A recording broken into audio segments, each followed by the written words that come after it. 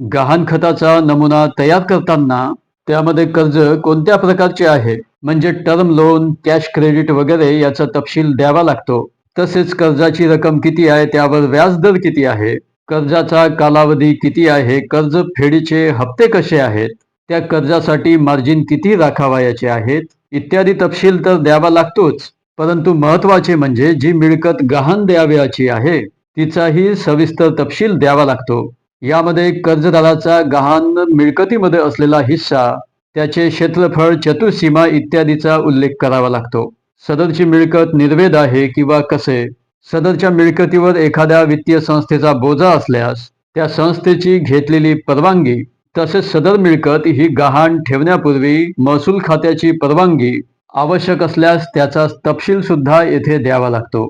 याशिवाय सदर मिळकतीचा विमा काढण्याबाबतची हमी, सदर मिळकत कर्जाचा बोजा असेपर्यंत कोणासही हस्तांतरण न करण्याबाबतची हमी, सदर मिळकत निर्वेद असल्याबाबतची हमी इत्यादीची हमी वजा निवेदन कर्जदाराचे असावे लागते. बँकेच्या कर्ज प्रकरणात कर्जदार व त्या कर्जासाठी गहाण देणारी व्यक्ती या दोन्ही व्यक्ती वेगवेगळ्या असू शकतात.